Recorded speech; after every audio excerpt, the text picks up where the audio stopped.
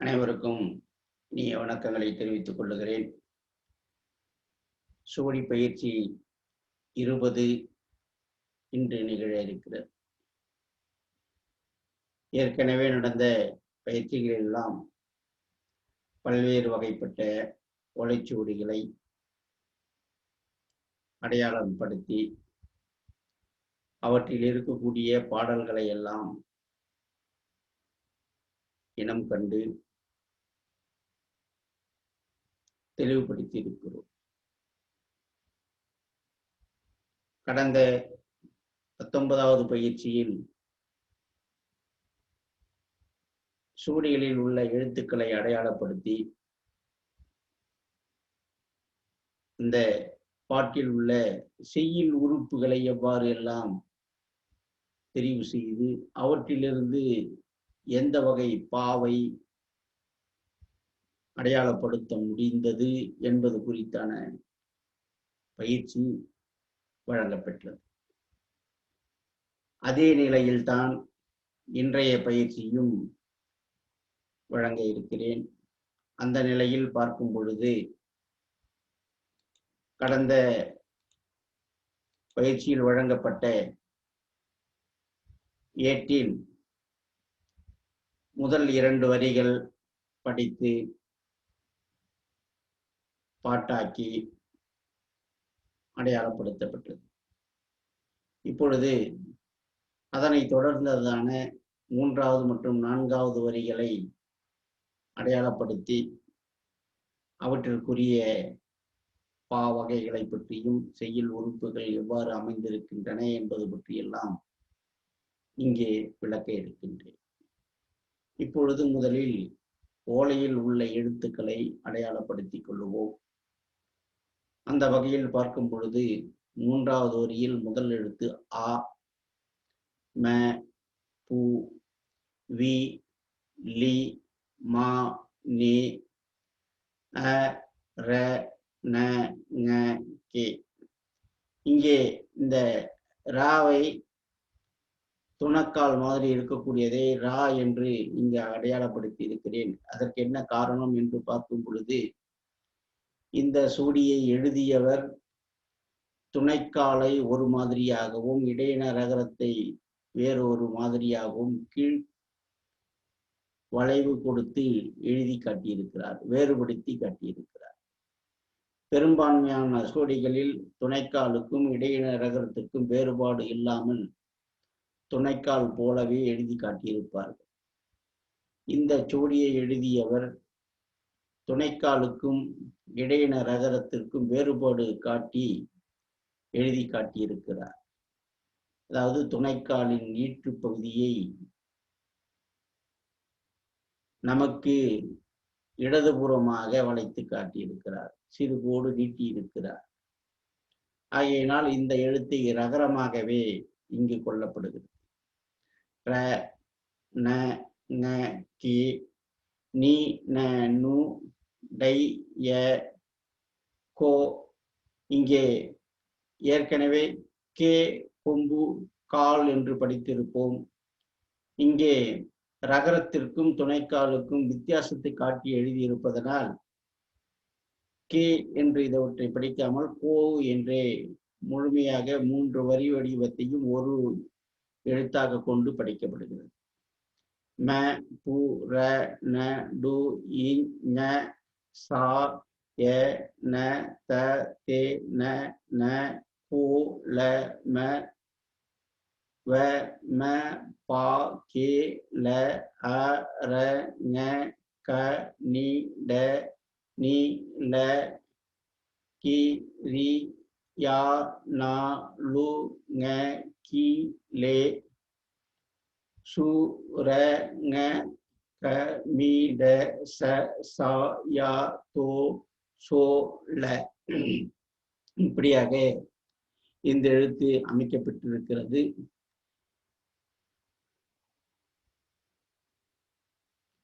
இங்கே இந்த மாதிரியாக அமைக்கப்பட்டிருக்கக்கூடிய எழுத்துக்களை இங்கே தனியாக எடுத்து காட்டப்பட்டிருக்கிறது. இந்த எழுத்து எவ்வாறு அமைந்திருக்கிறது என்று பார்க்கும் பொழுது கேல என்று இருக்கிறது.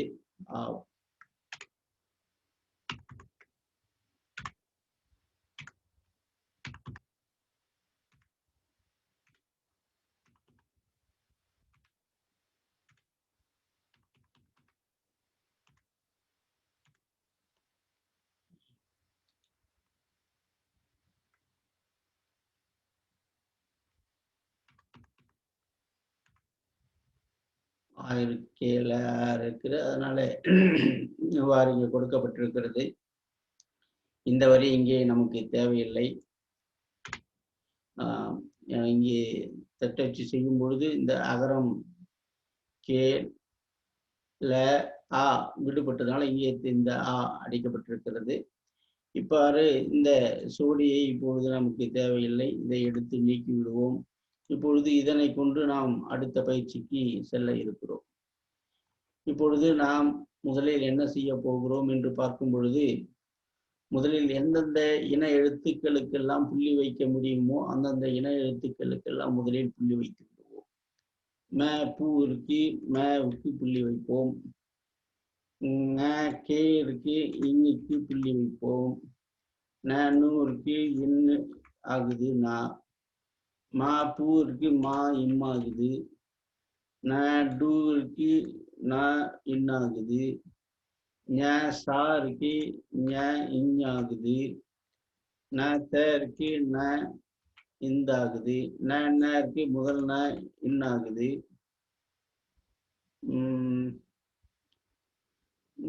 க இருக்கு, இங்காகுது. கீ இருக்கு, இங்காகுது. க இருக்கு, இங்காகுது. ச இருக்கு, சாகுது. இப்படியாக இந்த பாட்டு புள்ளி வைக்க வேண்டிய இடங்களில் புள்ளி வைத்திருக்கிறோம். இப்பொழுது அடியை பிரிக்க வேண்டும்.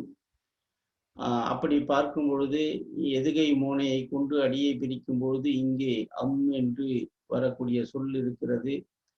அதற்கு தகுந்தது போல் இங்கே கொம் என்று தொடங்குகிறது. ஆகையினால் இங்கே கொம் பிரித்திருக்கிறோம். இங்கே இருக்கு, புள்ளி பெற்று இருக்க வேண்டும். அதனால இங்க என்று தொடங்குகிறது. ஒம்மை பிரித்து விடுவோம். இங்கே அரங்கனிடம் என்கிற ஒரு சொல் இங்கே தனிச்சொல்லாக இருக்க வேண்டும். ஏற்கனவே படித்த அந்த முதல் பகுதியில 2 ஏடுகள்ல நேரிசை வெண்பா வந்ததுனால தனிச்சொல் வந்தது. அதனால இங்கேயும் இதை தனிச்சொல்லாக்கி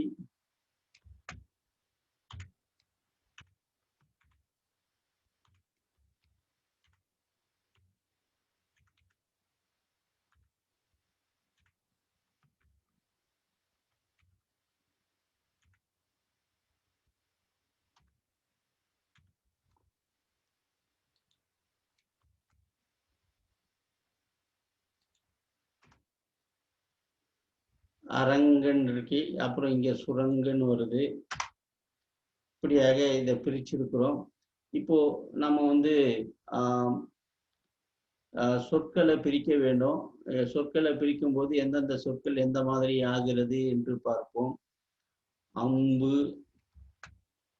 விழின்னு இருக்கணும், விழின்னு இருக்கு. அதனால இத விழியா இங்கே திருத்திக்கலாம்.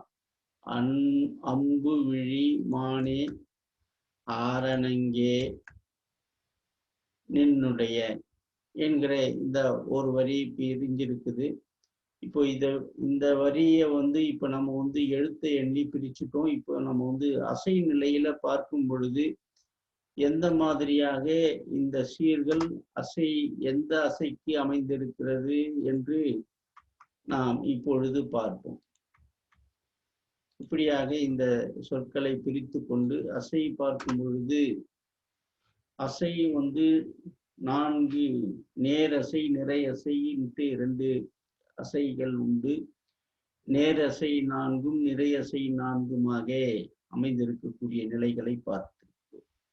என்ன நேரசை என்று பார்க்கும் பொழுது குறில் தனித்திருக்கும் பொழுது நேரசையாகவும், நெடில் தனித்திருக்கும் போது நேரசையாகும், குறில் ஒற்றோடு இருக்கும் போதும் நெடில் ஒற்றோடு இருக்கும் போதும் நேரசை என்று நாம் சொல்லுகின்றோம். இந்த 4 நேரசைகளுக்கும் முதலில் ஒரு குறிலை சேர்த்து விட்டால் அது நிறையசையாக அமைகிறது. அப்படி பார்க்கும் பொழுது இரு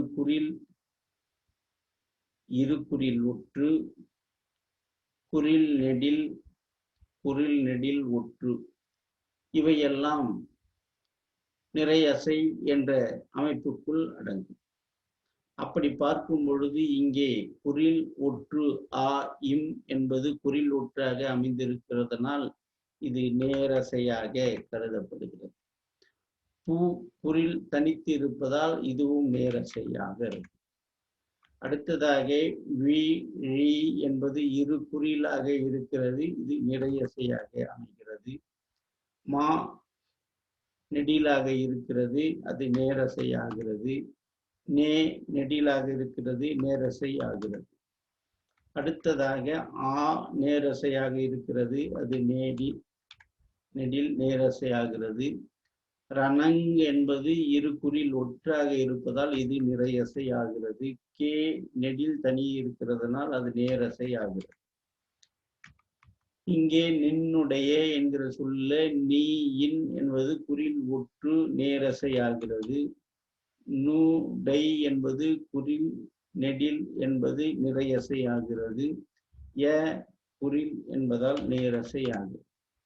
இப்படியாக இந்த 4 சீர்களும் ஈரசை சீர் 1, மூவசை சீர் 3மாக இந்த அடியில் அமைந்திருப்பதை பார்த்திருக்கிறோம்.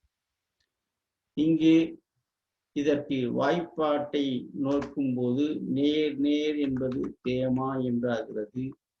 நிறை நேர் நேர் என்று பார்க்கும் பொழுது புலி மாங்காய் என்றாகிறது.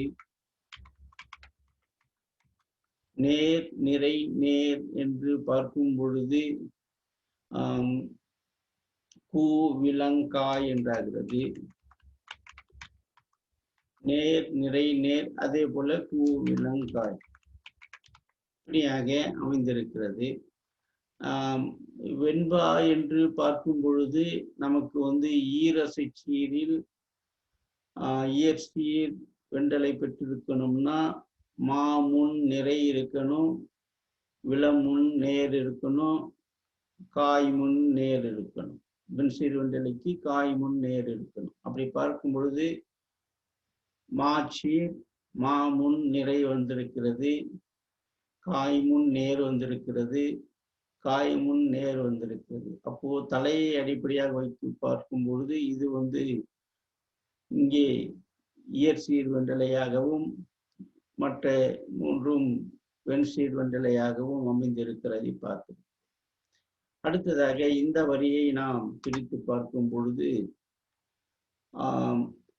கொம்பு 2ம் சாய்ந்ததென்ன கோலம, கொம்பு 2ம் சாய்ந்ததென்ன கோலம கோலம்.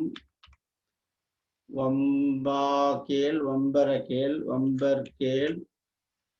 வம்பர்கேள் இப்படியாக இப்போ கொம்பு 2ம் சாய்ந்ததென்ன கோலம் வம்பர்கேள். இப்போ இது 5 சீரா பிரிச்சிருக்கிறோம். இது நமக்கு 4 சீர் வர வேண்டும். கொம்பு என்று பார்க்கும் பொழுது இந்த சொல் 2 இங்கே சேர்த்துருவோம். கொம்பு 2ம் சாய்ந்ததென்ன சாய்ந்ததென் கோலம். கொம்பு 2 இது இப்படிதான் பிரிக்கணும். இங்கே பிரிச்சு பார்த்துக்குவோம். கொம்பு 2ம் சாய்ந்ததென்ன கோலம் ஒம்பர்கேள்ன்றது. இப்போ நம்ம சீர் பிரிச்சு பார்ப்போம். சீரை பிரிக்கும் போது அசை கோ இம் என்று பார்க்கும் பொழுது நேரசை அமைகிறது. புரண்டு இரு குறில் ஒரு ஒற்று இருக்கிறதுனால நிறையசை ஆகிறது. டூ இஞ்ச் குறில் ஒற்று நேரசை ஆகிறது. சாய்ந்து அப்படின்னு பார்க்கும் பொழுது நேரசை இருக்கிறது. தா தே இன் என்று நிறையசை இருக்கிறது. ந என்பது நேரசை இருக்கிறது. அடுத்து கோலம். கோலம் என்று பார்க்கிறதுல கோ நேரசை இருக்கிறது. லம் குறில் நேரசை இருக்கிறது. வம் என்று பார்க்கும் பொழுது குறில் ஒற்று நேரசை, பர் குறில் ஒற்று நேரசை, கே இல் நெடில் ஒற்று நேரசை. இப்போ இப்படியாக இருக்கும் பொழுது நமக்கு தலையை வைத்து பார்க்கும் பொழுது காய் முன் நேர் என்பது இங்கே தலை சரியாக வந்துவிட்டது. காய் முன். இப்ப நாம் வாய்ப்பாடையும் இங்கே எழுதி விடுவோம். நேர் நிறை நேர் என்று பார்க்கும் பொழுது பூவிலங்காய். பூ விலங்காய். நேர் நிறை நேர் பூ விலங்காய். நேர் நேர் தேமா.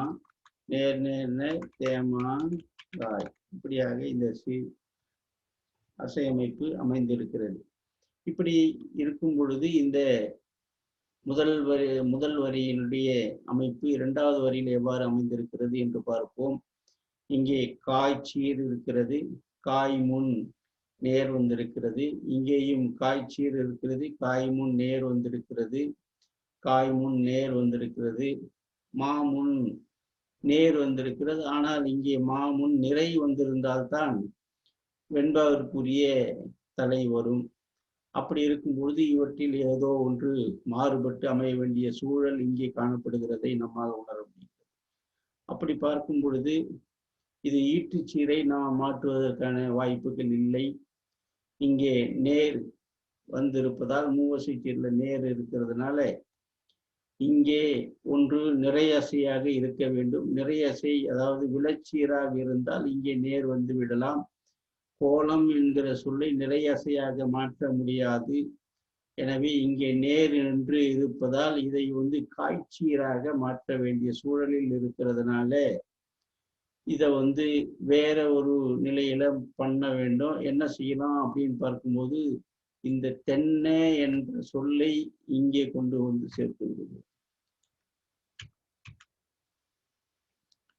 தென்னை கோலம். இப்போ இந்த தென்னை கோலம் என்னவாகிறது என்று பார்க்கும் பொழுது தென் என்பது நேர், நோ குறில் நெடில் நிறையசை ஆகிறது. நிறையசையாகிறது. லம் நேரசை ஆகிறது. இப்போ இது என்ன ஆகுது அப்படின்னு பார்க்கும் பொழுது இப்போ இங்கே நிறையசை இல்லை. ஒரு தேமா என்கிற ஒரு நிலையில நேர் நேர் அமைந்திருக்கிறது. இப்போ நேர் இங்கே நேர் இருக்கும் பொழுது இங்கே நிறை இருக்க வேண்டும். அதாவது இங்கே நேர் நேர் வந்திருக்கிறதுனால தேமா என்று இருக்கிறது. இங்கே இது தேமா இல்லாம இது என்ன ஆகி இருக்கிறது என்று பார்க்கும் பொழுது பூவிலங்காய். பூவிலங்காய் என்கிறதாக மாறி இருக்கிறது. இப்போ இந்த இரண்டு சீர்களிலே தான் நம்ம இதுக்கு தகுந்தது போல மாற்ற வேண்டும். இப்ப இங்கே நேரசை இருக்கிறதுனால இந்த இடத்துல நிறையசை அமைய வேண்டும். ஆனால் இங்கே எழுத்து அமைந்திருக்கிறது நேரசைக்கான எழுத்து தான் இருக்கிறது. த குறில் மட்டுமே இருக்கிறதுனால நேரசை மட்டும் இருக்கிறதுனால இது காய்ச்சீராத்தான் இதை அமைக்க வேண்டும். அப்படி பார்க்கும் பொழுது இது ஒரு அசையாகிறது, இது ஒரு அசையாகிற. அப்போ இங்கிருந்து ஒரு அசையை இந்த பக்கத்துக்கு பிரித்து பார்க்கும் பொழுது இப்படியாகத்தான் பிரிக்க வேண்டும். இப்போ டுஞ்சாய்ந்த அப்படின்னு பார்க்கும் பொழுது இன்னொரு நேர் இங்கே கூடுகிறது. இன்னொரு நேரசை இங்கே கூடுகிறது. டுஞ்சாய்ந்த என்று பார்க்கலாம். அப்படி பார்க்கும் பொழுது இங்கே தேமாங்காய் என்று சீர் அமைகிறது. தேமாங்காய். இப்போ என்ன நடந்திருக்குதுன்னு பார்த்தோம்னா இப்ப காய் முன் நேர் இங்கே வந்துருச்சு. இப்போ இங்கே என்ன நடந்திருக்கிறது? முதல் சீர்ல என்ன இருக்குதுன்னா, இப்போ கொம்புறன் நிறை, நேர் நிறைன்னு இருக்கு. நேர் நிறைன்னு இருக்கு, பூவிளம்னு இருக்கு. இப்போ நமக்கு என்ன மாதிரி அமைந்திருக்கிறது?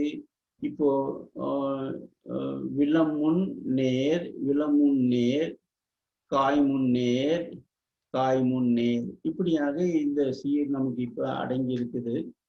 இப்போ அடுத்ததாக பார்க்கும் பொழுது அரங்கனிட நீலகிரி யானாலும் கீழே என்று கீழே என்று இருக்க வேண்டும். கீழே என்று இருக்க வேண்டும். இப்ப அரங்கனிட நீலகிரி யானாலும் கீழே என்கிற இந்த சொல்லுல என்ன இருக்கிறது என்றது நம்ம பார்ப்போம். அரங்கனிட விளம் இருகுறில் ஒற்று நிறையசை இருக்கிறது.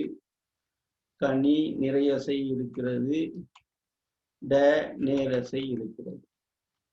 நீ என்பதில் நெடில் நேரசை இருக்கிறது. ல கி இருகுறில் நிறையசை இருக்கிறது. ரி நேரசை இருக்கிறது. குறிலொட்டு. யா என்பது நெடிலாக இருக்கிறது, நேரசை. நா நெடிலாக இருக்கிறது, நேரசை. லுங் குறில் ஒற்று நேரசை. கி என்பது நெடிலாக இருக்கிறது, நேரசை.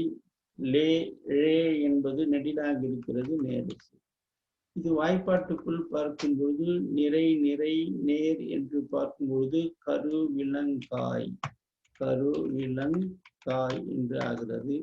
நேர் நிறை நேர் என்று பார்க்கும் பொழுது பூவிலங்காய் காய் என்று அமைகிறது. நேர் நேர் நேர் என்று பார்க்கும் தேமாங்காய் என்று அமைகிறது. நேர் நேர் தேமா என்றார்.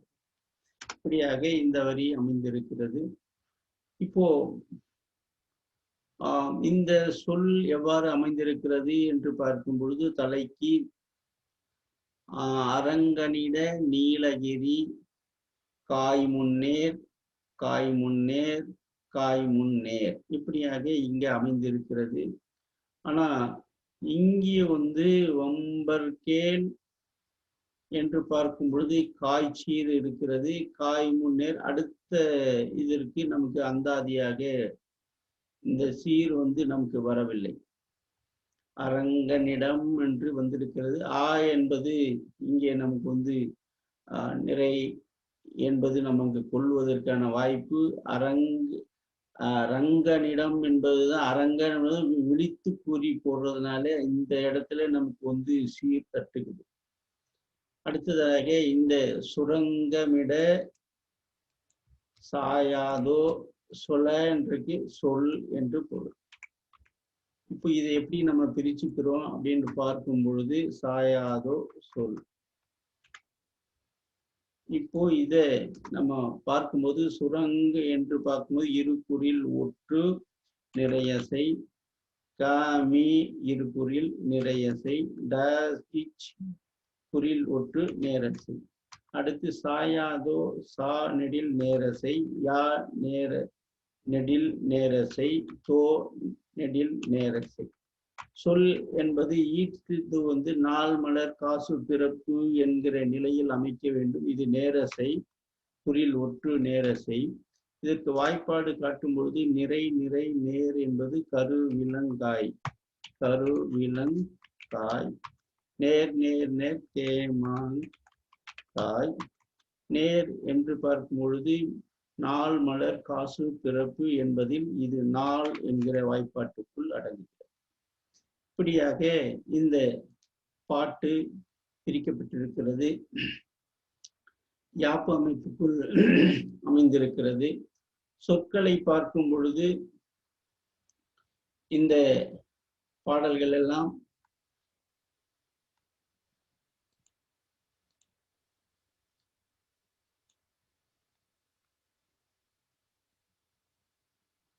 அம்பு விழிமானே ஆரணங்கே நின்னுடைய பொங்குரன் சாய்ந்த தென்னகோலம் வம்பர்கேல் அரங்கனிட நீலகிரி யானாலும் கீழே சுரங்கமிட சாயாதோ சொல் என்கிறதாக இங்கே அமைந்திருக்கிறது. இங்கே என்ன பெரிய சிக்கல் வந்திருக்கிறது தலையில் என்று பார்க்கும் பொழுது, அம்பு மாமுன் நிறை காய் விழிமானே என்பதில் காய்முன் நேர், ஆரணங்கே என்பதில் காய்முன் நேர், நின்னுடைய என்பதில் காய்முன், இங்கே கொம்பு என்றதுல நேர் வந்திருக்கிறது.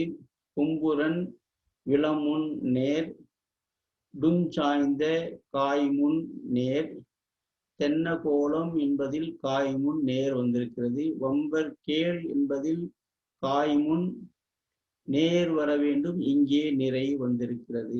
இங்கேதான் நமக்கு வெண்பாவிற்குரிய தலையிலில் சிக்கல் ஏற்பட்டிருக்கிறது. இங்கே பொருளை பார்க்கும் பொழுது என்ன என்று பார்க்கும் பொழுது, அரங்கனிடம் என்பது ரங்கனிடம் என்பது ரா தமிழ் மொழியில் முதல் எழுத்தாக வராது, மொழிக்கு முதலில் வராது என்பதால் அகரத்தை முன்கூட்டி எழுதி அரங்கம் என்று எழுதக்கூடிய அரங்கன், ரங்கன் என்பதை அரங்கன் என்று எழுதுகிறோம். ஆகையினால் இந்த அரங்கத்தில் இருக்கக்கூடிய ஆவுக்கு இங்கே பொருள் இல்லை. ஆவுக்கு இங்கே முக்கியத்துவம் கொடுக்காததனால் இங்கே இது நேரசையாக கொள்ளப்படும். நேரசையாக கொள்ளப்படும் பொழுது இங்கே இது பூவிலங்காய் என்கிற நிலையை பெறும்.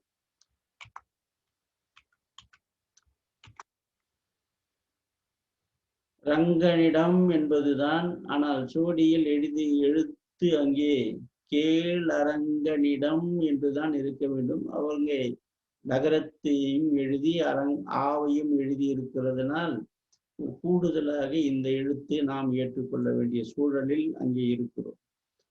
அப்படி பார்க்கும் பொழுது இந்த எழுத்தை நாம் தவிர்த்து விட்டு ஏனைய எழுத்துக்களுக்கு நாம் அசை வாய்ப்பாடு சொல்ல வேண்டிய சூழல் இந்த வரியில் இடத்தில் ஏற்பட்டிருக்கிறது.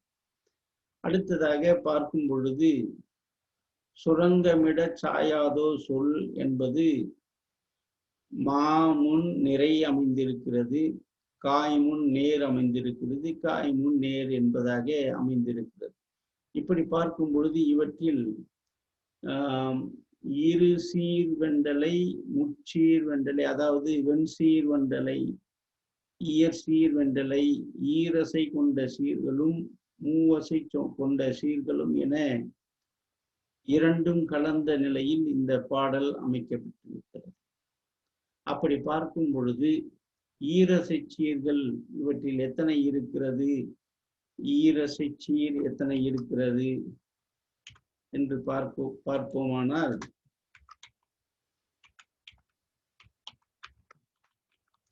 ஈரசை சீர் எத்தனை இருக்கிறது என்று பார்ப்போமானால் 1 2 3 இருக்கிறது. மூவசை சீர் எத்தனை இருக்கிறதுன்னு பார்த்தோம்னா, மூவசை சீர் எத்தனை இருக்கிறதுன்னு பார்த்தோம்னா 1 2 3 4 5 6 7 8 9 10 11 இருக்கிறது. அப்போ ஈரசை சீர் இருக்கிறதுனால இது என்ன தலை பெற்றிருக்கும் அப்படின்னா, இயற்சீர் வெண்டலை பெற்றிருக்கிறது. இயற்சீர் வெண்டலை மற்றும் மூவசை சீர் பெற்று இருக்கிறதுனால வெண்சீர் வெண்டலை.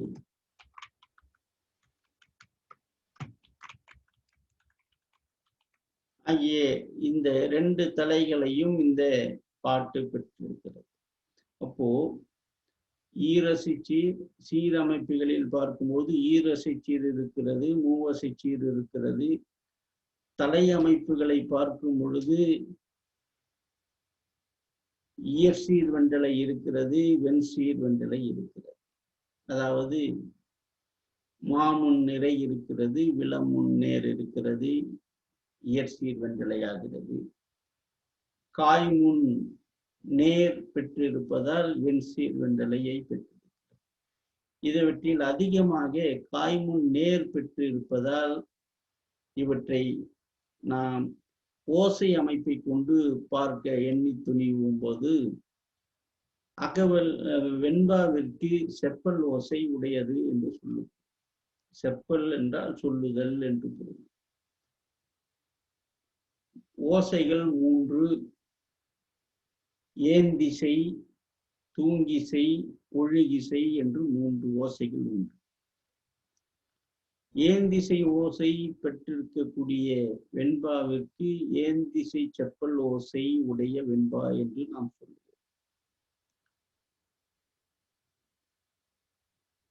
இந்த நேரிசை வெண்பாவில் தலை அமைப்பை சொல்லக்கூடிய 14 சீர்களிலும், அதாவது முதல் 4 சீர், 2வது அடி 4 சீர், 3வது அடி 4 சீர், 4வது அடியில் 2 சீர்களுடைய தலைகள் எல்லாம் இயற் சீர் வெண்டலையால் அமைக்கப்பட்டிருக்குமே, ஆனால் அது ஏந்திசை செப்பல் ஓசை உடையதாக கருதப்படும். இங்கே அவ்வாறு இயற்சீர் மட்டும் பெற்ற தலைகள் இந்த பாடலில் இல்லாததால் இது ஏந்திசை செப்பல் ஓசை உடையது அல்ல என்று தீர்மானித்தார். அடுத்ததாக தூங்கிசை செப்பல் என்று பார்க்கும் பொழுது இருக்கக்கூடிய 14 சீர்களும் மூவசை சீர்களை பெற்றிருக்குமேயானால், மூவசை சீர்களும் காய்ச்சீர்களாக பெற்றிருக்குமேயானால் அது தூங்கிசை செப்பல் ஓசை உடையது என்று நாம் சொல்லணும். ஆனால் இந்த பாடலில் தூங்கிசை செப்பல் சொல்லக்கூடிய அளவிற்கு தனித்து இல்லாமல் இயற்சீர் வெண்டலையும் இவற்றில் 3 கலந்திருப்பதால் இவற்றினை தூங்கிசை செப்பல் ஓசை உடைய வெண்பா என்றும் கூறிவிட முடியாது.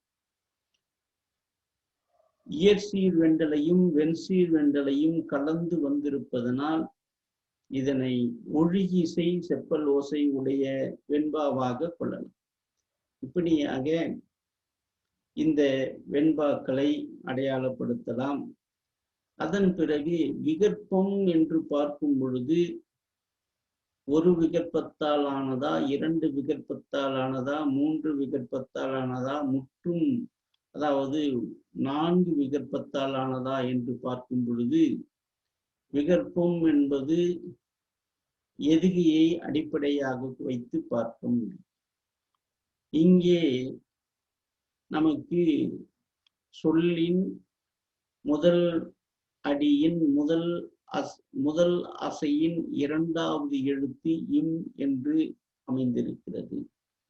அதே போல் 2வது அடியின் 2வது எழுத்து இம் என்று அமைந்திருக்கிறது. 3வது அடியின் முதல் எழுத்து இங்கு, அதாவது 3வது அடியின் முதல் அசையின் 2வது எழுத்து.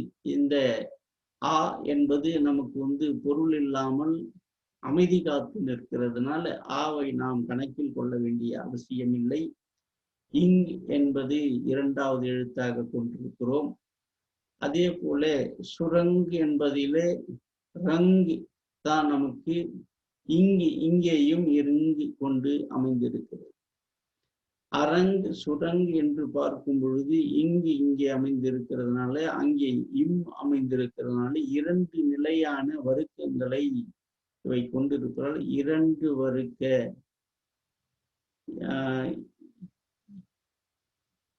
நிலையில் அமைந்த பாட்டு என்று 2 வருக்க நிலையில் அமைந்த பாட்டு என்று இதனை நாம் அடையாளப்படுத்திக் கொள்ளலாம். இப்படியாக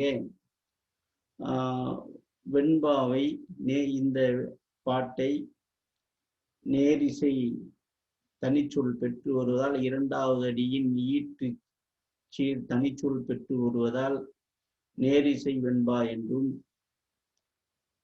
2 எதுகைகளை முதல் 2 அடிகள் ஒரு வகையான எதுகையும், 2வது 3வது 4வது அடிகள் ஒரு வகையான எதுகையும் பெற்று வருவதால் 2 வகையான வருக்க நிலைகளையும்